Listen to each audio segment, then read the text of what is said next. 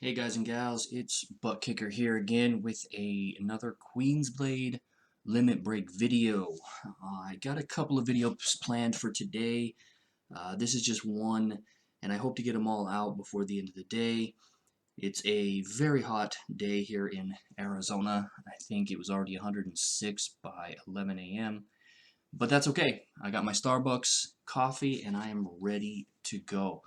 This video is going to touch on the guild system in Queensblade Limit Break. Now, most games have a guild system of some sort.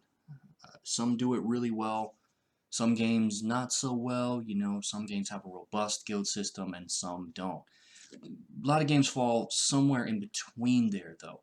But most of us are going to be familiar with the guild system. I got my account loaded up here, and you guessed it, you can access the guild feature right here on the tab that conveniently spells out guild. Now keep in mind, you as an individual will not be able to access the guild function until you are adventurer level 18. So it's not too bad, but without any bonuses, if you're not logging in every day doing your adventure here and clearing your campaign, doing your idle rewards and fast battles, it'll probably take you a couple of days. It's nothing too bad, but once you get to 18, the guild feature unlocks and you can join a guild. Now I'll give you my recommendation immediately. Should you join a guild in this game? And the answer to that is absolutely. Most games, that would always be my recommendation, is to go ahead and join the guild or an alliance system, whatever it's called in there. This game does it fairly well for what it is, for the type of game that it is, a casual-ish RPG, idle RPG, if you will. I think it does it okay. So without further ado, let's actually go in and take a look at the setup here. It's a guild hall. It's kind of cool background for the simplicity of what it is. You notice that it has a member limit. This hasn't changed in a while. I don't remember what it was when we first joined. It might have been 25. The guild membership can't balloon. I don't think it'll balloon up to anything past that, at least not in the immediate future. Maybe as the server becomes more active, because it just depends on how many players are on the server. You notice the XP bar here. That's pretty common. You contribute to guild activities, you level up your guild, and new features or rewards or whatever becomes available. That's going to take us into the next features I want to show you, and again, this is going to be pretty standard. Most guild functions in games are going to have a shop to spend in-game currency on, okay? Usually in the form of guild currency, which we have here, called guild coins. Cool. It doesn't have a whole lot going on in the guild store. I would like to see this become more robust as the game develops, but who knows how far it's going to do that. Right away, the gear is actually pretty good when you're starting out. However, you're not going to have the guild currency, nor are you going to be able to build up the guild currency that fast. Not to say that it's slow, and we'll take a look at that in a minute, but really I don't have any recommendations here. I never buy the runes, and I never have, because I always had access to runes, particularly green and blue. As the guild levels up, I wish that these would kind of compensate a little bit, maybe go to orange runes, red runes, which are legendary. I wish that these would update a little bit better when the guild levels up, because I have no use for these green and blues, and even in my game account that hasn't been kept up. So my recommendation is, if you can afford this gear, go ahead and pick it up, because I'm not to say that it's bad, because you probably won't be able to fuse red gear early on, and it'll take you a while, trust me. But the recommendation is to not really buy too much from this shop. The shards you can get elsewhere. However, it has a kind of a secret shop. Like a lot of functions in this game, it has an additional shop that can only be accessed within the specific function that you're in, i.e., in this case, it's the guild. So it's going to have a spoil shop, which is kind of like just like a secret secondary shop that's specific to the guild. And right away, you can already see that the guild, oops, something's broken here. Oh, here we go. You have these little tabs that have various rewards that you can purchase. You can see here that it unlocks a guild level 14 or 15. There is a guild requirement, so as it levels up, you'll have access to additional rewards. It starts off, you get a free one. All these rewards are good.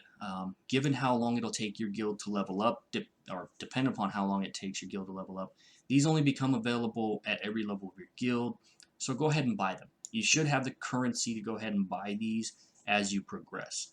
This is where I would spend my money before I spend it in the normal shop, save for these pieces of gear here. If you don't know and you didn't see my artifact gear and forge function, you do need red gear to level up your artifacts, and this is a good place to come to get them, even though you may have to level them up a few times. So that brings us to the next features, which is probably the most important features of the guild system here, and that is the training function, otherwise known as the guild boss functions. They call it training. I have a theory as to why they call it training, but let's go ahead and take a look at it. As you notice, we have 3 bosses. These just refreshed, by the way. If I remember correctly, they start off with 1, and then 2, and then 3. And the reason that is, and maybe they changed it to where all 3 are available, but the reason that is if you notice down here, I have 3 attempts left for the day.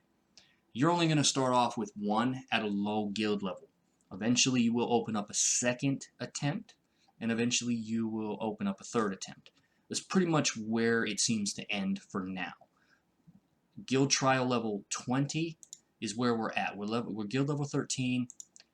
Guild trial level 20, technically that's the difficulty level, if that's what you want to call it, of the bosses that we are facing. Now, off the bat, I'm going to tell you that these bosses are not inherently difficult, and you're going to get to see that here, but you're going to have an attempt or 2 or 3, and you're going to want to do this every day. This resets every day, your attempt. You're going to want to come in and challenge your boss as many times as you can per day. And the reason is because this is where you get your guild XP, and this is where you get your guild currency to spend in these shops. By participating in battles, by defeating these bosses. As you can see, they don't have infinite health, okay, so they can die, and the goal is to kill them all 3 of them. Every time a boss dies, you get rewards. Every time all 3 bosses die, you get rewards. And then you have your standard ranking systems where you can kind of compete with your guild, okay? And it shows you individual bosses. I don't care about competing with my fellow guildmates. Doesn't matter to me. Now, something to note about the multiple attempts here is that your warriors can only fight any one of these bosses 1 time. Which means once you use your team of 5, because it's a standard battle, 5 members, those warriors can no longer fight these bosses. So if this is where having multiple teams is going to come in handy, guys. You're going to need multiple teams. If you haven't seen my video on building a 2nd team, when and why, please go check out that video. We kind of give an in-depth view of when you should start building your 2nd team and why. And this is one of those reasons. You're going to eventually have 3 attempts, and if you don't have enough warriors to battle, you're not going to be doing the damage. It's not that you can't challenge them with lower level warriors, you're just not going to be getting the benefit that you need from it. We're going to touch on that in a second. So we're just going to click on each boss, and you'll notice right away that when challenging a boss, the attribute that is strong against the boss that you're fighting is going to get a 20% damage boost. So don't hesitate to bring the warriors that you have if you have 3 attempts. However, just keep in mind you're going to get that standard 20% bonus against weakness to your attribute. Alright? Now, there's nothing inherently wrong with that. It works out just fine. Now, I'm going to go ahead and challenge one of these bosses because I want to bring to your attention kind of how the fight works, if you will. As you can see, you just have the 1 boss, standard formation of 5. I'm not going to worry about the attribute. When you click battle, you can see that it's a standard 15-turn fight. Okay, I'm in no danger of dying from this boss. All of these guild bosses are fairly weak compared to where we are in the game, and I would like to see these guild bosses tweaked a little bit. I'm just not sure how I would like to see them tweaked, and for a couple of reasons. So you have 15 turns to do as much damage as you possibly can. You have damage thresholds. Once you cross a damage threshold, it adds a point to how well you're doing. And this is your technical ranking. How well did you do? Each time this damage threshold updates, you have to do more and more damage in order to get more and more rank points. And this rank points determine the rewards you get at the end of the fight. But as you can see here, I'm not going to make recommendations on what tunes to bring. I don't bring healers unless it's the only tunes that I have, but keep in mind healers and tanks do really good damage in here. They just don't have some of the passives and stuff that buff up that damage to make them more effective. Like I said, you're not going to be in any danger of dying to this boss unless you come in with a level 1 warrior, and even then, I'm pretty sure they're not going to kill you. So does that make these bosses worth it or not worth it? You're going to have to decide. One of the reasons I think they call it training is because sometimes I will test out my tunes damage and how their passives trigger an effect by coming in here and using my attempts to do that. Now, we don't have a training dummy in here, and I wish all games would add a training dummy in here for damage, but we don't have one, so I'll test out my tunes here. Granted, you only have one boss, one enemy, but you can test out passive triggers and see how they interact, because the wording on some of these passives are misleading. And this is a good place to come in and just kind of test that out and see if you're looking to build a specific team, how they interact with each other. So 39 points of damage, that's my reward. I got my guild coin currency, but I also got another form of currency here. The guild crest and the guild coins. Now, that brings us to the final part of the video, which is probably the most important, and that's the guild skill tree or guild perks. This is very common in guilds as well, to have a skill tree that provide bonuses to your character or characters, and it's conveniently shaped in the form of a tree, okay, where you can invest your crests here, your guild crests that you obtain from these bosses, to boost your characters or specific team types, attributes, stats. And the way that it works is when you invest, there's a cost, and it starts off fairly low and then builds up every time you do it, but it adds it looks like a 0.2%, which doesn't seem like a lot, but it adds up. And it doesn't go down when it adds it. It randomly adds it. It doesn't randomly. It adds it to in order of left to right. So top, left, right, and then bottom. So it's going to cycle through all of these, adding bonuses the more you use it. Interesting to note, you only start off with the base tree. You have to get it up to attribute bonus level 8. Okay? You have to invest enough points to get each one of these quadrants filled up. Every time a quadrant fills up, you gain a level and a small stat boost as well. You have to get to 8 to open up the bloom tree here, where you can invest now in specific attributes. Now, why would you want to invest in specific attributes? Well, the theory here is that when you're using a team in a fight, you can come in here, invest all your points into a specific attribute, because you can reset your specific attributes. It costs 500 gems, but you can get gems quite frequently. Now, does that justify every time you do a fight investing all your points in a specific attribute? No, but everybody makes their decisions. If as more difficult game content becomes available, maybe that is an option. But when you're building your first team, you're going to be using a hodgepodge of various attributes, and because the cost is low when you invest in some of these starter ones here, I'm going to click on the 0, starts off with 80 and ramps up. Once you start spending 200, 300, 400, 500 points, it's actually better to go up here and use these points and these attributes, especially if you're going to use them in your team.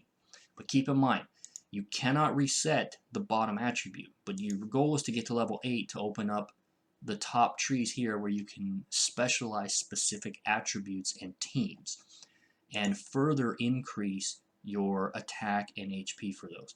When you click on the bonus list, you can cycle through bonus list down here. You can cycle through and see the bonuses that you're getting. Okay, it's not bad. It does add up, and it does add up quickly. Now, I have 9,000 guild crests saved up. I have not spent them because, again, I haven't been keeping up on some of the things that I've been doing. Don't let these go to waste. Boost up your characters, guys. In summary, it is worth it to join the guild. Maybe not for this, the secret shop, but to do your daily training boss fights and get those skill points to boost up your character to make yourself even more powerful is really the goal, and that's the goal of any guild, really, is to help each other out, level up, and get those bonuses. Now, keep in mind, if you leave a guild, those bonuses deactivate, okay? But they don't go away. All you got to do is join a guild again, and you will have access to all of the attributes that you've invested in. That's it for the guild function, guys. I hope the video wasn't too long. Please consider subscribing or at least liking the video if you found any of the tips helpful, or maybe you just didn't know. Maybe you were on the fence about joining a guild. Consider leaving a like, thumbs up.